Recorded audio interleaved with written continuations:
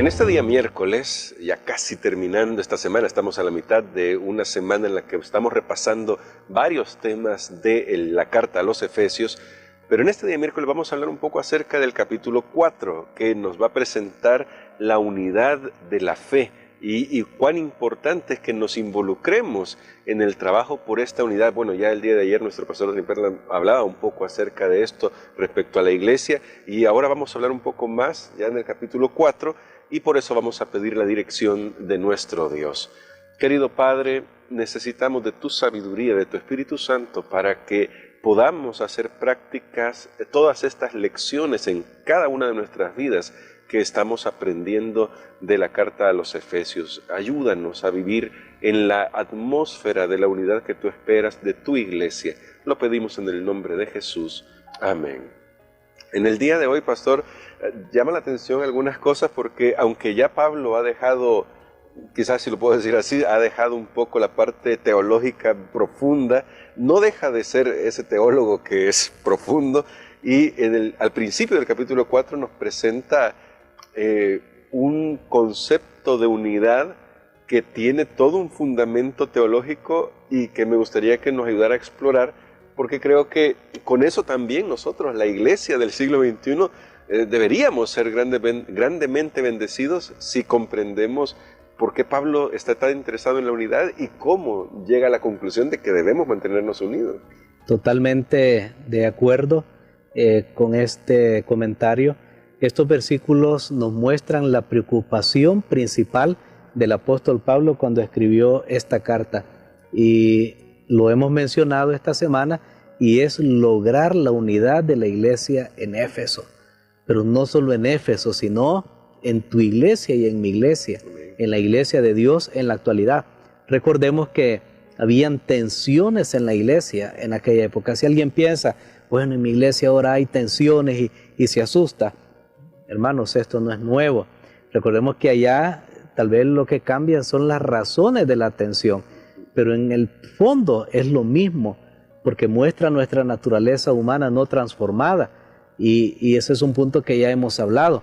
Allá el problema eran los judíos y los no judíos, los que podemos llamar gentiles. Era el reto principal de las iglesias del primer siglo, y uno no tiene idea cómo el apóstol Pablo se desgastó para tratar de, de unificar a esas iglesias, porque ¿qué pasaba? Tanto la mentalidad, el estilo de vida y las normas de conducta de ellos eran muy diferentes de cada grupo. Pero entonces venía algo, hermano Gerson, y nosotros debemos ver un espejo, si esto es lo mismo que está sucediendo para nosotros hoy, como usted lo mencionaba. Cada grupo se sentía superior al otro grupo. Entonces de ahí brotaban los prejuicios, el odio, y por supuesto tenían siglos de vivir así. Por ejemplo, cuando uno se pone a pensar en ese odio que había entre judíos y samaritanos, ¿desde cuándo venía? Y ahora en la iglesia estaban sentados juntos, un judío y un samaritano a la par, para que nosotros podamos comprender un poco lo que estaba pasando. Pero notemos que lo mismo puede pasar hoy en la actualidad, que un grupo de la iglesia se crea más santo que otro, porque dice, no, mi música es más sacra, no, mira, tu forma de hacer las cosas, eso es más irreverente. Entonces, eso también genera fricción. Por eso Pablo insistía y les decía, miren, no importa de qué trasfondo son ustedes, en Cristo tenemos la misma posición espiritual, en Cristo estamos sentados en los lugares celestiales, allá no hay bancas para judíos, para gentiles que están aparte, somos uno en Cristo Jesús. Entonces creo que eso era el punto que el apóstol tenía, y tal vez podemos ir a nuestras Biblias en el capítulo número 4 y vamos a leer el primer versículo. Muy bien, que dice así: yo, preso en el Señor, os ruego que andéis como es digno de la vocación a que fuisteis llamados. Ok, notemos lo que dice Pablo. Bueno, hablamos ayer de lo que es estar prisionero, pero notemos esa palabrita, os ruego, os ruego. El verbo rogar era una exhortación más que tiene que ver con amistad que con autoridad. Pablo apela a sus sentimientos más puros, a la lealtad, a la lógica. Él podría imponerle, no, es que hay que estar unidos, pero hermano Gerson, cuando hay diferencias, por ejemplo, cuando los hermanitos se pelean, ¿verdad? Cuando están pequeños y los padres tratan, bueno, desen un abrazo. ¿Qué quiere abrazar uno al otro? No.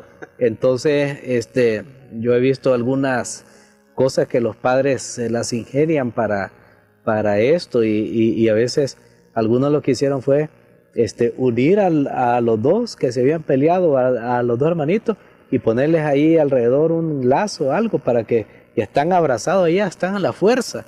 Pero Pablo está apelando a ellos, busca la obediencia, pero basado en el amor y la gracia de Dios, como en su propio ejemplo. Es realmente conmovedor. Imaginémonos a Pablo en la cárcel. Él les está rogando, él les está diciendo: yo, Pablo, preso en el Señor, os ruego, o sea, hermanos, véanme dónde estoy y recuerden que estoy aquí. No le estoy pidiendo que obedezcan solo por simpatía. Recuerden que yo estoy sufriendo precisamente para que ustedes estén unidos. Y ustedes allá en la iglesia están peleando y yo aquí estoy, miren dónde estoy. Eso era para que nosotros entendamos cómo las personas veían esta carta.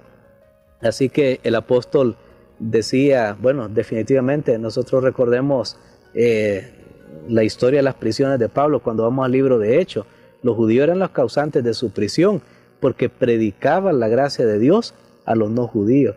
Si él, que era el apóstol, aceptaba sufrir penas de prisión para que los gentiles fueran salvos, entonces ellos debían hacer los sacrificios necesarios para que hubiera paz y armonía en la congregación. Y aquí, por eso aprovecho esta oportunidad para hacer la pregunta: hermanos, ¿qué sacrificios estamos dispuestos a hacer para fomentar la unidad en nuestras iglesias?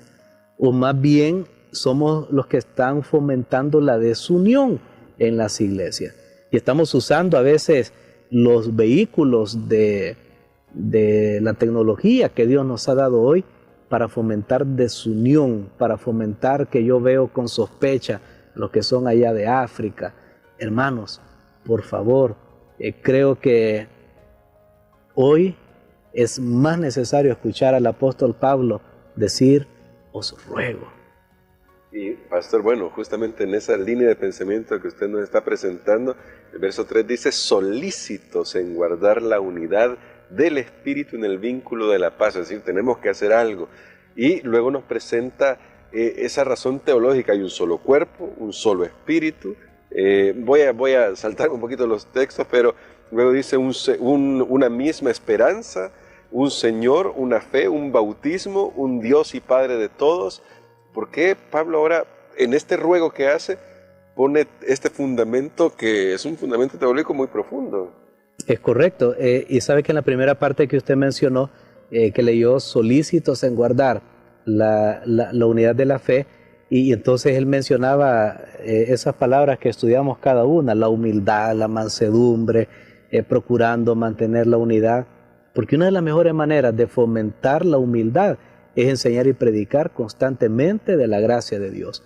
Cuando nosotros nos damos cuenta, no, yo, ¿quién soy? Soy un pecador, pecador rebelde, no merece que Dios me haya rescatado. Vamos a dejar de sentirnos superiores a los demás, porque ahí está el problema. El gran problema es cuando un grupo se cree superior a otro.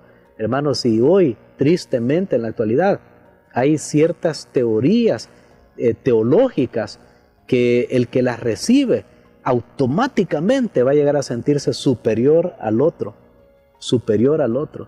Y no voy a entrar en detalles, pero que el Espíritu Santo pues ilumine a cada uno. Yo estoy monitoreando, viendo siempre las tendencias, viendo los conceptos, y la gran pregunta es, uno tiene que decir, bueno, estos conceptos o esta predicación, esta enseñanza, por más famoso que sea alguien que las dice, ¿cuál va a ser el fruto? ¿Cuál va a ser el resultado? Y sabe que yo veo que algunas de esas enseñanzas al final lo que dan es un concepto de superioridad al que acepta esas enseñanzas. Por eso debemos tener mucho cuidado. Pero entonces el apóstol Pablo no se queda hoy, saben que no se queda con nada, porque allí es donde el apóstol, lo que usted mencionaba, esos famosos unos, un espíritu, un Señor, una fe. Él señala 7 verdades divinas que unen a los cristianos. Y por eso él habla de un cuerpo, un espíritu. O sea, no solo una cosa, 7. Un cuerpo, un espíritu, una misma esperanza, un Señor, una fe, un bautismo y un solo Dios y Padre. Miren todo lo que Dios ha hecho. El apóstol está diciendo, tenemos un incentivo para estar unidos. No es una aspiración vana, un ideal que nunca podemos lograr.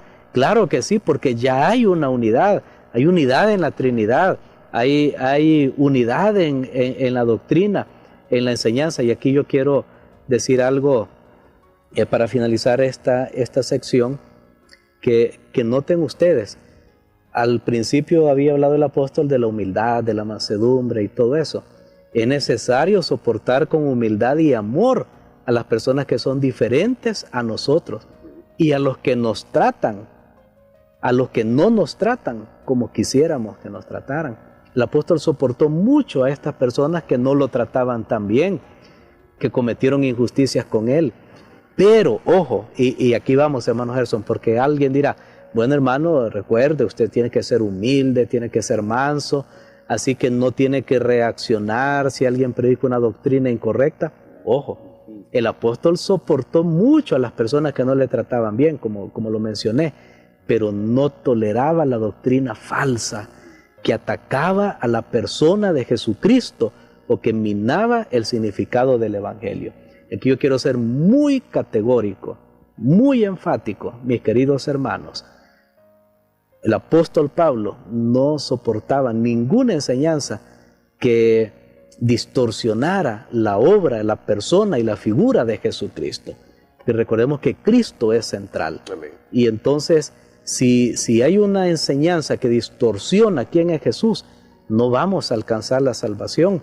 Tampoco Pablo soportaba el pecado que perjudicaba el testimonio del Evangelio, ni el comportamiento de los que trataban de dividir a la iglesia.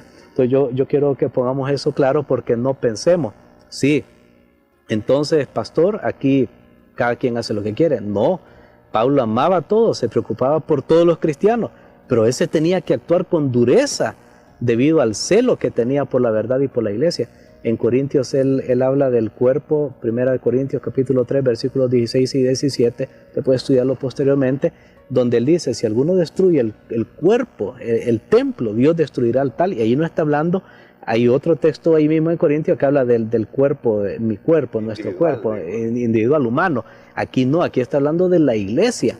Y por eso, sin embargo, a pesar de que el apóstol era firme, en esos momentos lo hacía con mansedumbre, con amabilidad y sin contienda, que eso lo encontramos en 2 Timoteo capítulo 2, versículos 24 al 26. Entonces, de esta manera, creo que nosotros entramos ya a la enseñanza del capítulo 4, y que a partir del capítulo 4, como habíamos estudiado, es la segunda sección de la carta de Efesios, donde ya va a la vida práctica del creyente. Y en esta vida práctica, pastor, comienza de alguna manera muy interesante, me parece a mí, con el uso de los dones, pero quizás lo quiero destacar de esta manera y preguntar de esta manera: ¿por qué se concentra en estos dones que son en esencia de liderazgo? Uno lee estos textos en Efesios capítulo 4, versos del 11 en adelante, y uno escucha profetas, apóstoles, pastores, maestros, evangelistas. Generalmente cuando lo escuchamos nos parecen dones de liderazgo.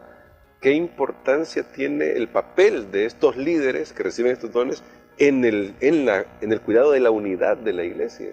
Bueno, es que todo comienza por los líderes, y aquí es lo que el apóstol mencionaba, que estudiamos ya anteriormente, los ligamentos, y se refería a los líderes. Por eso hablaba de estos obreros que eran los pastores y maestros, los evangelistas, los apóstoles, los profetas. ¿Por qué? Porque ellos son los que deben fomentar la unidad. Si en el liderazgo no hay unidad, hermanos, esto se va a dejar ver, se va a echar de ver en la iglesia. Y por eso es que para Pablo era muy importante estos dones de liderazgo para la edificación del cuerpo de Cristo. Porque además estos dones de liderazgo, y aquí viene la otra parte, hacían que que cada creyente también pudiera ser entrenado para ejercer sus dones, porque estos no son la única lista de dones que hay, para que cada creyente pudiera ejercer sus dones.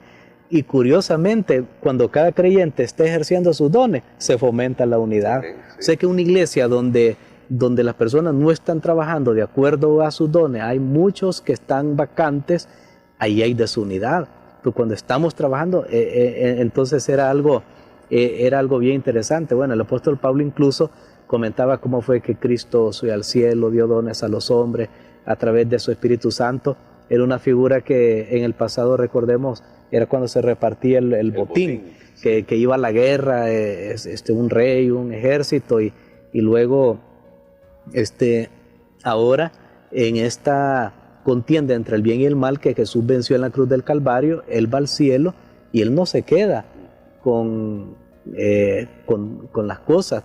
Él ahora hace a su iglesia parte depositaria de su gracia y de la verdad, y por eso a mí me llama la atención que Jesús le había dicho ya a los discípulos: mire, ustedes van a hacer cosas aún mayores, no en calidad, sino en cantidad, ¿verdad? No, jamás vamos a poder hacer como Cristo hizo, pues Él era la fuente, nosotros somos receptores, pero Él les decía: ustedes van a ir a todo el mundo, yo solo estoy aquí en Palestina, aquí en Nazaret, aquí de repente me voy para Samaria, bueno, pero ustedes van a ir por todo el mundo, van a predicar el Evangelio. Y por eso es que los cristianos, cuando reciben y usan sus habilidades, están participando en el triunfo del reino de Dios, de un Salvador que ya ha sido exaltado. Amén. Y finalmente, pastor, porque hay muchos temas acá definitivamente, pero del verso 17 en adelante del capítulo 4 de Efesios, parece que ahora deja un poco lo de los líderes y se plantea el caso de cómo vive cada miembro de la iglesia esta unidad y cómo hace para que todo el esfuerzo que pueda realizar el miembro de la iglesia fomente esta unidad. Habla de no andar ya como se andaba en la antigua vida, y habla del viejo hombre contrastado con el nuevo hombre. Entonces, para nosotros, pastor, ¿qué papel tenemos como miembros de la iglesia para cuidar la unidad de la fe? Bueno, después de haber el cristiano convertido, el cristiano que ha aceptado a Cristo Jesús, que ahora se encamina hacia la madurez, porque recuerden que todos los dones eran, dice, para alcanzar la estatura, la plenitud a la cual Dios nos ha llamado, como Jesucristo. Ahora bien, eso va a tener un impacto en su vida diaria. Eso va a tener un impacto en su vida diaria. Y eso va a tener un impacto en tu vida, en tu carácter, de tal manera que tú ya no vas a estar vestido como tú estabas anteriormente, el viejo hombre, dice Pablo, y somos hombres como general, si no lo diríamos ahora, o sea, para hablar de la humanidad en sí, si no lo diríamos el viejo hombre, la vieja mujer. Ya tú no vas a andar en eso, porque ahora el Espíritu está en ti, y entonces ahora tu carácter comienza a ser generado. Y entonces aquí en el capítulo 4 el apóstol comienza a mencionar varias cosas que tienen una incidencia, si lo puedo decir de esa manera, en nuestra nueva vida. Y por ejemplo, que estas cosas también son los factores que impiden la unidad. Veamos un ejemplo de esto para ir al punto. Efesios 4, 25 y 26. Que dicen así: por eso desechad la mentira, hablad la verdad cada uno con su prójimo, porque somos miembros los unos de los otros. Si os enojáis, no pequéis, no se ponga el sol mientras estáis enojados. Muy bien, notemos que una de las cosas que fomentan la unidad o que hacen lo contrario son las palabras. Entonces Pablo le dice a los creyentes: mire, ya ustedes están unidos espiritualmente, ahora en su vida cotidiana, en sus relaciones, tiene que manifestarse que Cristo ha transformado su vida. Sus palabras va a ser la primera indicación. No tienen que estarse mintiendo. Una de las cosas tristes, hermanos, es que en la misma iglesia haya mentira de un hermano contra otro, aún fuera de la iglesia, en una relación comercial, que un hermano le mienta a otro. Eso es algo, no va con el llamado que Dios nos hizo. Eso fomenta la desunidad. De repente un hermano dijo, para poner un ejemplo que ahorita pues lo estoy inventando, pero que puede también suceder. Digamos, un hermano le vende un carro a otro y mira, este carro está muy bueno, mira que a mí me ha salido bien, este no te va a dar problema, puedes usarlo 50 años más y no te va a dar problema, y la persona lo consigue y a la semana tiene problema. Le mintió. Aquí dice el apóstol Pablo, desechen la mentira, hablen la verdad, somos miembros los unos de los otros, ya Cristo nos ha transformado. Entonces creo que esas son una de las cosas que el apóstol Pablo está haciendo muy, muy claro, que nosotros debemos ser transformados totalmente a través de nuestro Señor Jesucristo, vestirnos y del Espíritu, desechar las obras del mal, y de esa manera vamos a mostrar como creyentes que vivimos en una relación que agrada al Espíritu Santo de Dios. Amén. Entonces, pastor, queremos que ore por nosotros por eso, porque definitivamente tenemos un papel en esto, debemos hacer algo. La unidad no va a llegar de manera automática, porque tenemos que poner de nuestra parte y permitir que el Espíritu Santo obre en nuestras vidas. Amén. Padre, te damos gracias, Señor, porque tú nos has dado esta lección en un momento que la necesitamos todos. Debemos reconocer, Señor, que necesitamos vivir con el Espíritu de Cristo, de humilde, un espíritu manso. Él dijo, aprendan de mí que soy manso y humilde de corazón. Perdónanos, Señor, porque a veces en la iglesia nos creemos superiores sobre otros, creemos que somos mejores, creemos, Señor, como miembros de la iglesia, creemos muchas veces que somos más santos, más inteligentes, que servimos, que tenemos mejores ideas que otros, que servimos mejor que otros.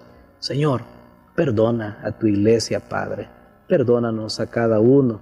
Y ahora en este momento, Señor, buscamos que en nuestra vida pueda existir esa unidad que existe en ese seno divino, que lo conocemos como la Trinidad. Ayúdanos, Señor, también a salvaguardar celosamente las enseñanzas y las doctrinas, y sobre todo ayúdanos a servir a nuestros hermanos, Padre, con los dones que tú nos has dado, y que en nuestras relaciones pueda ser evidente de que tu Espíritu está en medio de nosotros, por la manera como nos tratamos. Todo esto lo pedimos en el nombre de Jesús. Amén.